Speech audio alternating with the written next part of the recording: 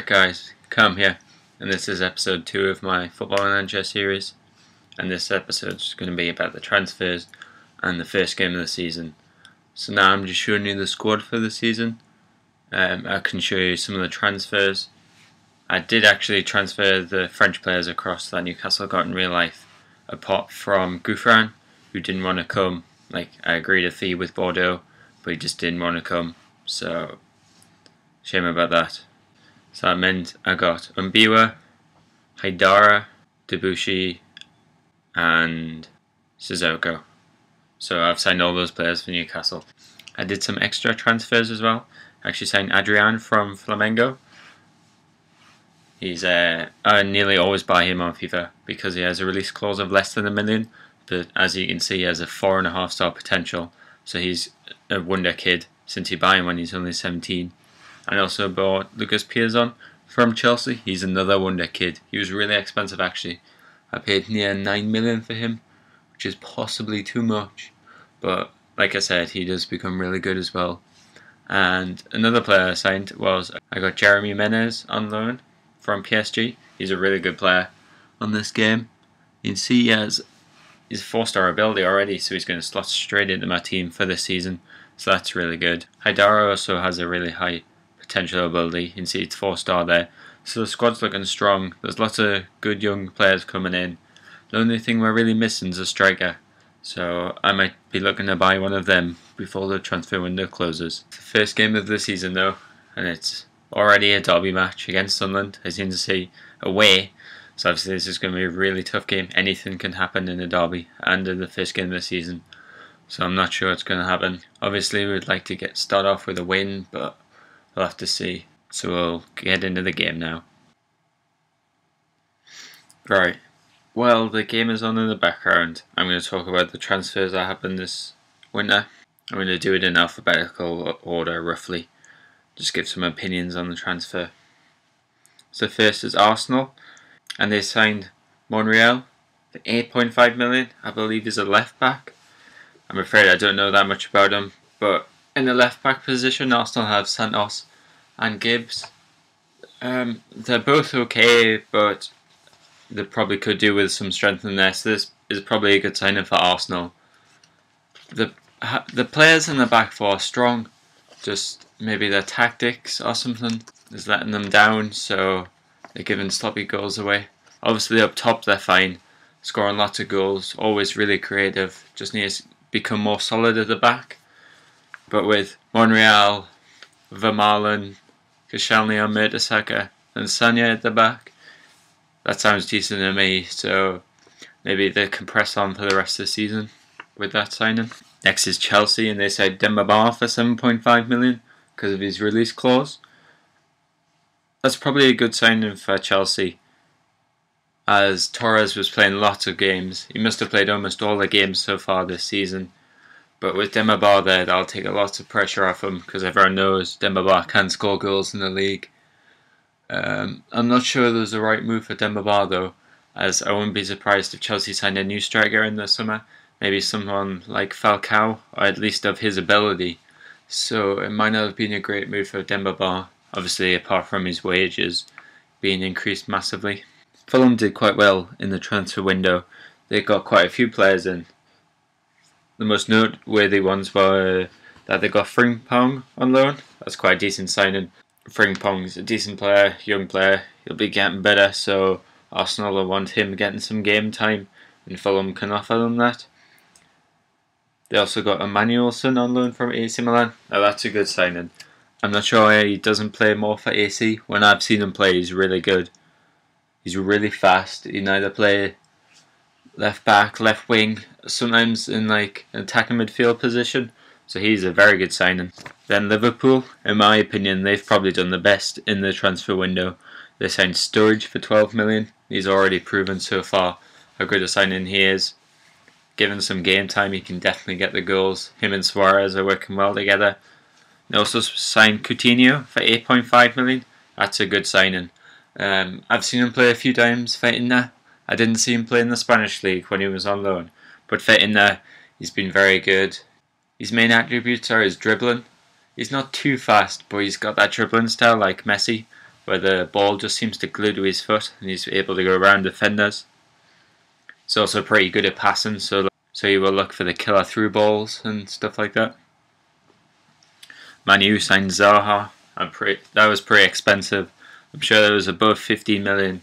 He's gone back to Crystal Palace for the rest of the season to try and help them get promoted, but he'll be signing for Man U at the end of the year. I really rate Zaha. I don't know whether it's just because he does tricks, and I appreciate that, but I think he's really good. Newcastle signed lots of French players, as you'll see in my Let's Play. But the big ones were Mbiwa, who cost about 8 million, I think. Mbiwa is really good. He's obviously Montpellier captain, and they won the league last year, so he must have done well. He's got quite a few caps for France.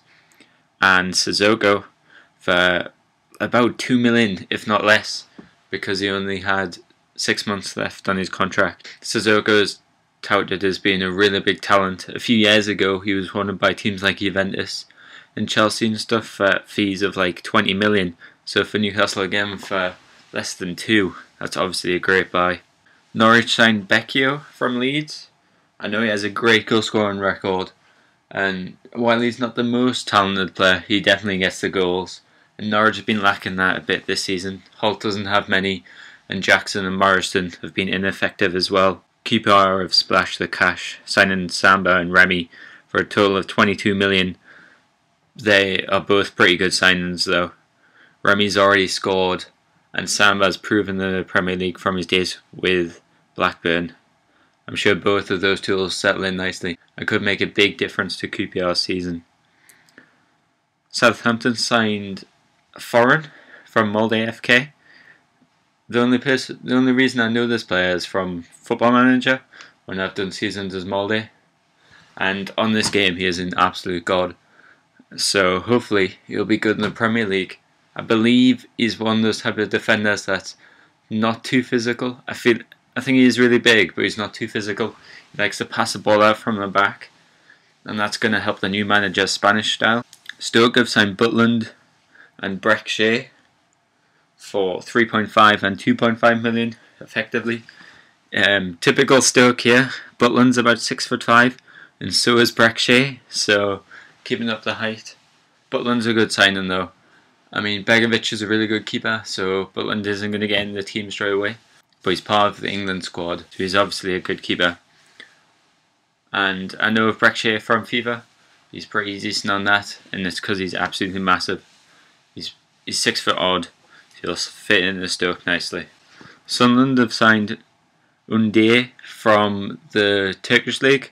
I don't know much about this player, but he's had a decent start in the 2 games he's played so far, so he might be a decent signing. Spurs have signed Holtby from Schalke. They did have a pre-contract signed with him for him to come in the summer, but since Sandro's got injured, they decided to speed up the deal and sign him for about 2 million, I believe. Holtby is a really good player. He sounds English, and I think that's because he does have English heritage in him, but he's German, and we'll see how he'll get on for Spurs. And then sadly, Balotelli has left Man City.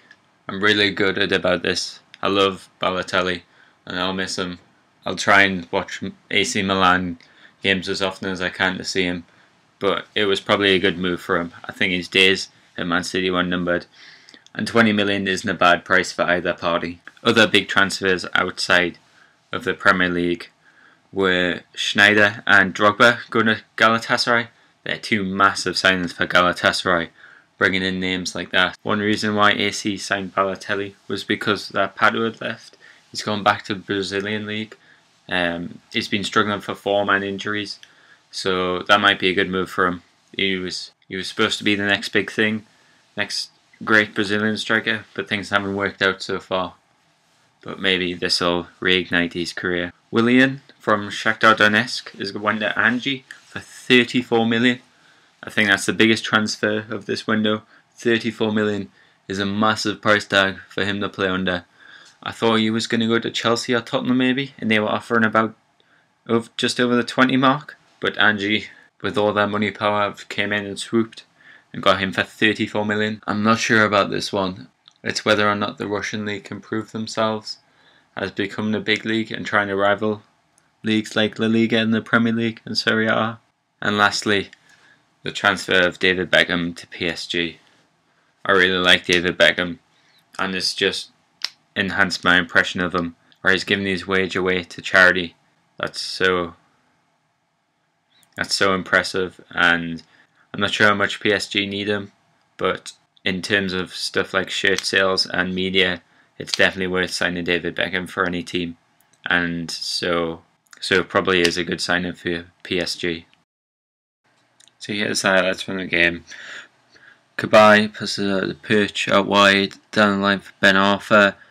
Almost loses Kabay, Tiote, Suzuki on the edge, gets a shot away and scores. It's a great start. Now Sunderland are in the attack. Fletcher's out wide. There's off to Cuellar. Back inside for Mayer. Back to Cuellar. Fletcher gets tackled. Mello wings it back. Fletcher inside. Johnson at the far post. Finds the finish past Krul. Krul probably should have done better there. So that's 1-1. Corner for Johnson.